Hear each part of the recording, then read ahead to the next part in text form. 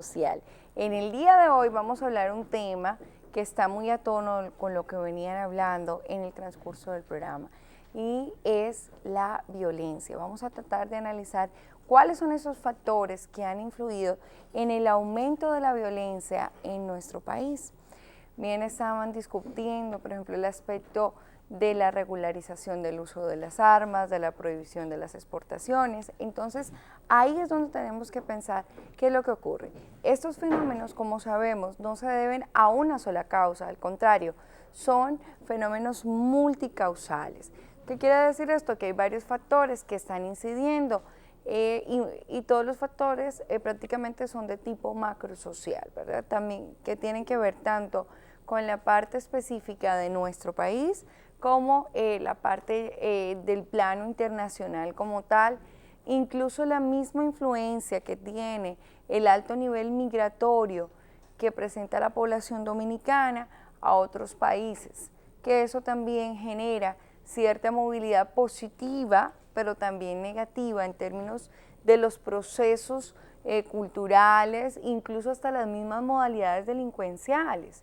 Si hay personas que lamentablemente tienen estas tendencias antisociales, pues ¿qué pasa? Al ir a otros países también aprenden otro tipo de estrategias delincuenciales. Entonces vamos a reflexionar de cuáles son los factores que están incidiendo. Por un lado, como lo estaban mencionando, realmente sabemos que hay un gran volumen de armas, tanto legales como ilegales en el país. Esto genera un riesgo, claro, porque el que tiene un arma sabe que va a llegar un momento en que posiblemente tenga que usarla en contra del otro, independientemente si ese otro es un ciudadano, ¿verdad?, que está protegiendo su negocio, su familia, sus seres queridos, o si es una persona que está infringiendo la ley, que está robando, asesinando o realizando otro tipo de actividades delincuenciales. Entonces, de por sí, el factor armas, tanto de fuego como arma blanca, es decir, cuchillos, navajas, machetes, representan un factor. Ahora, los altos índices de pobreza, y en esto quiero hacer mucho énfasis, el gobierno nacional ha hablado de la reducción de la pobreza en el país, sí es cierto, pero con un detalle aún más delicado, y es que sí, ha disminuido la pobreza, pero ¿por qué? No porque esas personas se hayan movilizado, algunas, claro está, pero la minoría, se han movilizado a niveles sociales en los que sí puedan tener una calidad de vida mejor, pero muchos, la mayoría, al contrario, en vez de progresar, han ido para atrás. Entonces ya no están en lo que consideramos por nivel de pobreza, sino de indigencia, por debajo de la línea de la dignidad humana. Así que ahí tenemos que tener mucho cuidado en la interpretación de los datos. Ahí es cuando se pueden presentar ciertas manipulaciones, porque decimos una parte, pero no decimos toda la información. Entonces realmente no son buenas noticias cuando dicen los niveles de pobreza están disminuyendo, pero ¿por qué? Porque esas personas están aún más en una situación más precaria, ¿listo? Entonces ese es el primer factor. Siempre, y lo sabemos, no solamente por lo que ha ocurrido en República Dominicana, sino en cualquier otro país, sin importar el continente, los altos índices de inequidad social, entre más pobreza haya, entre más distancia haya entre ricos y pobres, eso es igual a mayor delincuencia común, igual a más violencia. Entonces, esto es un factor bastante importante para tener en cuenta. Otro factor asociado, indiscutible, que se ha visto en investigaciones, se ha visto históricamente, el vínculo con el narcotráfico. Todos aquellos países, entre esos Colombia, México, por ejemplo, que son países que ustedes saben que se han visto fuertemente azotados por el narcotráfico, tienen altos índices de delincuencia. Entonces, las drogas, tanto en términos de que sean los traficantes, sean productores, sean los países consumidores, generan altos índices de violencia. Por muchas razones, ¿verdad? En términos de narcotráfico sabemos que la dinámica entre estos puntos de droga es bastante violenta, los territorios divididos para las ventas y obviamente sabemos cómo se solucionan las cosas. Y por otra parte, sabemos que el consumo tanto de alcohol como droga, que sabemos que se ha ido aumentando alarmantemente en los últimos años, los dos, alcohol y droga, en el país, hace que se desinhiban las personas. Es decir, si yo, por ejemplo, tengo un problema con alguien, pero yo no soy una persona violenta, no está en mis rasgos de personalidad, no está en mi forma de ser, no está en lo que he aprendido en mi familia, en la forma en cómo me desenvuelvo. ¿Qué ocurre? Que quizás al consumir altos niveles de alcohol o al consumir drogas, esto pasa a un segundo plano, me desinhibo y soy capaz de ejercer actos de violencia hacia el otro, hacia esa persona con la que yo tengo la dificultad, o incluso simplemente me coloco de una manera agresiva, de tal manera que cualquier inconveniente que yo pueda tener en la calle represente inmediatamente una confrontación que lleve a la violencia, verbal o física. Y física puede ser a tal punto de causarle la muerte a otro ser humano. Entonces acá tenemos que pensar también, sabemos y no es un secreto para nadie, que muchas personas dominicanos se ven envueltos en el proceso de narcotráfico y también el alza en el consumo. Recordamos la polémica que hubo hace unos meses, quizás fue el año pasado, si la memoria no me falla, cuando una investigación decía que en República Dominicana se consume más alcohol que leche. O sea, acá estamos viendo y pensamos que la leche es un producto primero de consumo diario, segundo fundamental en la dieta. Entonces cuando estamos pensando en eso, nos estamos dando cuenta cada vez más, se inicia a más temprana edad altos consumos de alcohol y desde luego de drogas también. Recordemos que de por sí el alcohol es una droga más suave y obviamente de carácter legal, aunque el consumo en menores de edad es ilegal, cosa que no se respeta en el país. Entonces son cosas que tenemos que ver.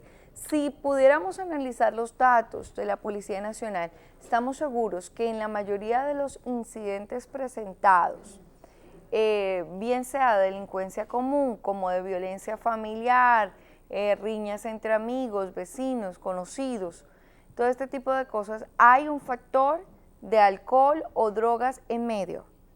Esto es fundamental tenerlo presente. ¿Por qué estamos mencionando todos estos factores?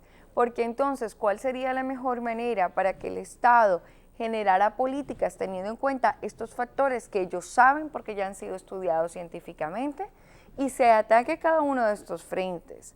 Pero por eso también la necesidad de que tengamos, en el Senado de la República existen comisiones científicas, pero que realmente funcionen y que realmente de ellas sean parte personas que tengan el conocimiento de la ciencia, que sean investigadores, que sepan depurar informaciones que haya y proponer leyes y desde ahí políticas públicas que se entrelacen y realmente contrarresten los problemas que hay en este momento de violencia.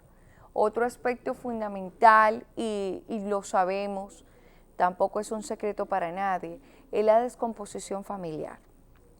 Estamos muy preocupados. ¿Qué es lo que está ocurriendo con nuestros niños? ¿Qué es lo que está ocurriendo con nuestros jóvenes? Cientos de padres acuden a diario a buscar ayuda y muchos otros no lo hacen porque o no pueden, no tienen los recursos o no tienen la conciencia para hacerlo. No saben qué hacer con sus hijos en este momento. Sienten que se les ha escapado de las manos, sienten que no los pueden orientar. Pero entonces estamos también realizando errores desde hace años.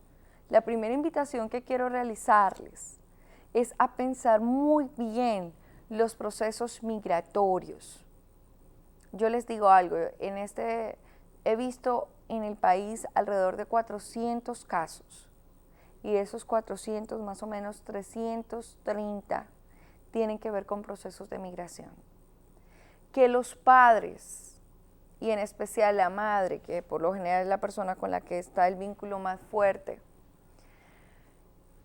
se vayan del país con el objetivo de pensar en un mejor futuro, desencadena en la gran mayoría de los casos, no digo en todos porque no siempre es así, pero en la gran mayoría de los casos, muchas dificultades en términos emocionales que tienen consecuencias en comportamientos que algunos son de tipo delictivo, otros no lo son, pero inciden fuertemente porque siento ese abandono, no tengo ese deseo de salir adelante. Y cuando consigo pareja tengo temor al abandono. Y muchas veces reacciono como de manera violenta. Y estamos viendo entonces también los aumentos de los feminicidios. También esa descomposición de la familia y en esa tendencia a crear los hijos por Messenger, por Facebook, por WhatsApp, por teléfono. No importa cuántas llamadas hagamos al día, nunca va a ser igual que estar ahí con mi hijo, con mi hija, afrontando la situación, que sienta mi presencia, un abrazo, que sienta también mi autoridad. Porque una de las grandes dificultades que estamos viendo es la total, digamos, ignorancia, y apatía ante el respeto por las normas, leyes y autoridades. O sea, no le tememos a la ley, no le tememos a las normas, no tenemos consecuencias de los actos, ni cuando somos chiquitos, ni mucho menos en la vida adulta. Entonces por eso seguimos delinquiendo, porque yo hacía algo cuando pequeño, no me pasaba nada. Si al caso me decían, eso no se hace, malo, no hagas eso.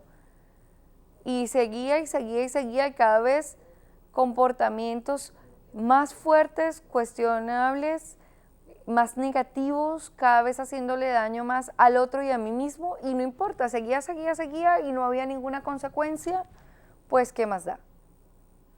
Puedo robar y no pasa nada, puedo matar y no pasa nada, y mucho más en el caso de cuando son personas que cuentan con cierto prestigio, con cierta influencia social o económica. Mire, yo los invito que aunque uno como madre, como padre, le duela en el alma el entregar un hijo ante una situación delictiva, el corregir a un hijo severamente, el aceptar socialmente, porque yo entiendo que eso da vergüenza. Claro que da vergüenza, da miedo, da tristeza, decepción, pero es más grave que lo siguen cubriendo y cada vez vaya empeorando, escalando en esos comportamientos desadaptativos, antisociales, y lleguen a un punto a que estos chicos lleguen a atentar contra la vida de otros, lleguen a hacer cosas que ya no hay vuelta atrás, o quizás ante la respuesta de su comportamiento simplemente acaben muertos ante un ciudadano que trata de defenderse ante esas situaciones. Entonces, hay muchos aspectos: familia, narcotráfico, consumo de alcohol, de drogas, las armas, la pobreza, la falta de oportunidades también, la pobreza no solamente en términos económicos, es que la pobreza incluye una cantidad de cuestiones de exclusión. Tenemos un proceso masivo de formación en la UAS, todo el que quiera puede inscribirse, pero ¿qué calidad de profesionales tenemos? ¿Y dónde está el mercado? Se graduaron casi 500 personas este fin de semana. ¿Dónde están los cargos aptos para esos 500 profesionales que salieron? Entonces también las dificultades en encontrar empleos dignos hace que aumenten las probabilidades de violencia, de delincuencia. No podemos vivir más los ciudadanos con miedo. No podemos tener miedo de estar en casa. Incluso dentro de nuestras casas, como veíamos en estos días, un maestro que denunciaba que habían entrado a su casa con armas, habían robado. Entonces decía, ya ni en nuestras casas estamos bien. No podemos dejar de salir a la calle, de compartir, de disfrutar la vida, por temor. Tenemos que confrontar y cambiar esta situación. Tenemos que afrontar. Pero para eso, siempre hemos hablado, ¿qué puedo hacer yo como ciudadano común? Primero tengo que reaccionar sobre mi entorno inmediato. Vamos a hacer una autocrítica sobre mi comportamiento. Cuando yo empiezo diciendo una mala palabra porque alguien se pasa el semáforo en rojo, porque un motorista casi se me estrella, todo eso es violencia también. No podemos cultivar la violencia.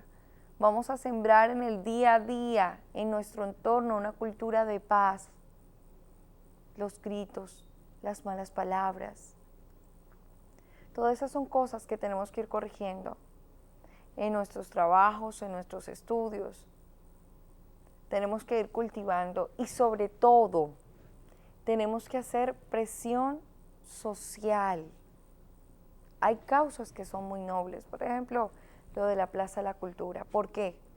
Se ha demostrado en las investigaciones que los jóvenes que están involucrados en actividades culturales, deportivas, en algo que ocupe su tiempo, se sientan identificados con otros jóvenes iguales, se alejan de todos estos factores que inciden en su desarrollo y que los pueden llevar a ser violentos o a vivir situaciones de violencia, ser víctimas de violencia.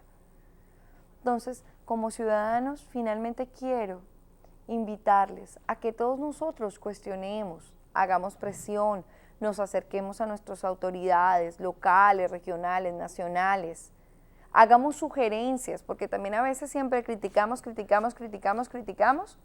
pero decimos, mire, la solución a este problema es este. Hay que crear la red del buen trato. Hay que crear programas para ayudar a salir de esta crisis de descomposición familiar, que no los veo.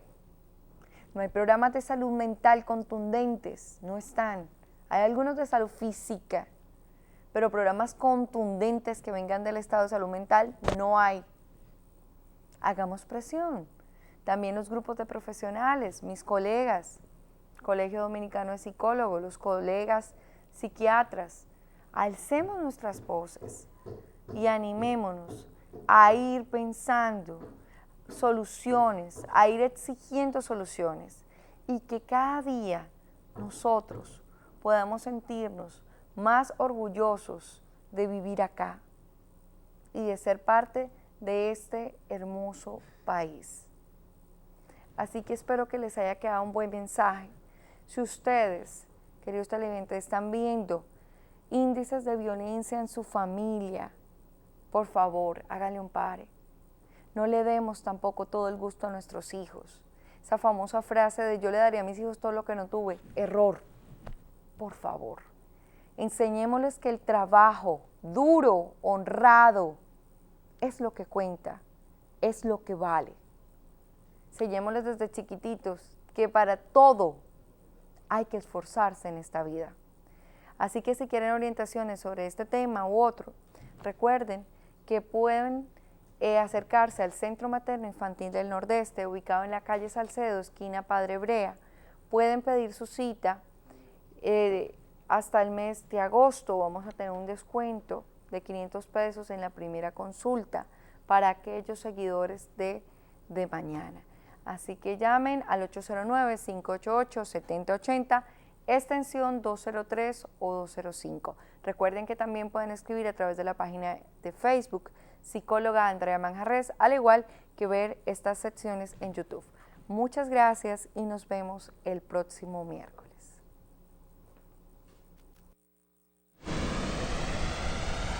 Asociación Duarte de Ahorros y Préstamos presentó